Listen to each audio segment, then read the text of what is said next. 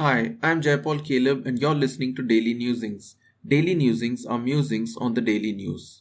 On Sunday, Mumbai's Azad Maidan saw a protest held by the School Education Study Committee against the Maharashtra government's decision to form a committee to study the implementation of the three-language policy in schools. The three-language policy has been in controversy for the past few months now. States such as Tamil Nadu, Karnataka, and Maharashtra see this new education policy passed by the central government as a cunning way to impose Hindi upon all the states. In recent times, the debate further got heated with fights and arguments between Hindi speakers and local language speakers in Bengaluru and Mumbai. The Maharashtra government also recently introduced two resolutions introducing Hindi as the third language in Marathi medium schools and English medium schools from grades 1 to 5. After facing a lot of backlash over the issue, they withdrew the order. Many people among the right wing groups in India, such as those associated with the BJP, believe that Hindi should be the link language for the whole country and should be considered something like a national language. However, this idea has faced stiff opposition, especially in South India, ever since India became independent. People in states such as Tamil Nadu believe that making Hindi a national language privileges people living in states such as Madhya Pradesh since it would be the native language for them. Whereas if the language was something like English, it would be equally foreign to all and thus make it fair.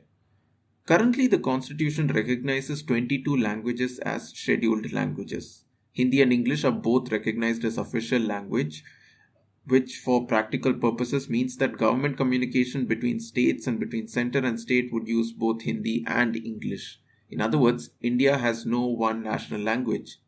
Now, those who support having Hindi as a national language claim that every other country in the world has a national language.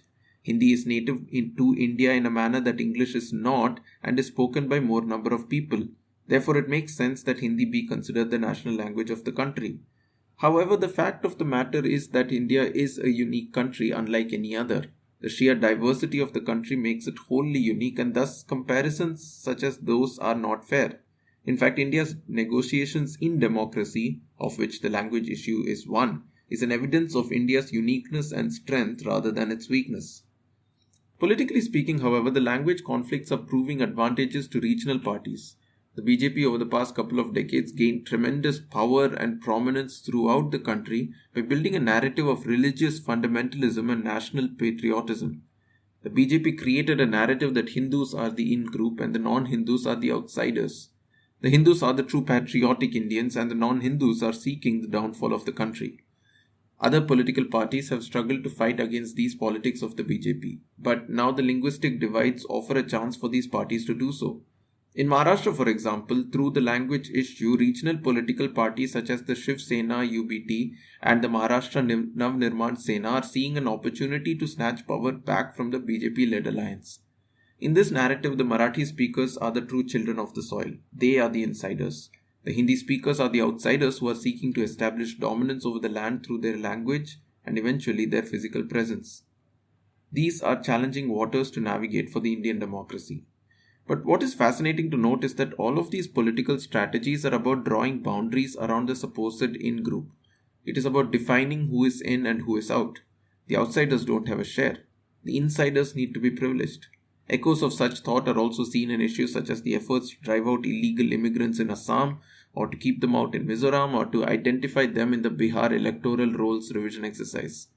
The political strategies that seem to work are those that say, we are the insiders and we are the only political party that works for us, not for them. To say we are a political party that is seeking the development and progress of all the people seems to be politically naive. Tribalism is the dominant popular ideology. Faithful Christian presence in such a world dominated by an ideology of tribalism may perhaps look like radical other-centeredness. I do not know what that looks like politically, but as food for thought, perhaps we could think about what that would look like in an individual personal capacity for each one of us. Thank you for listening to Daily Newsings.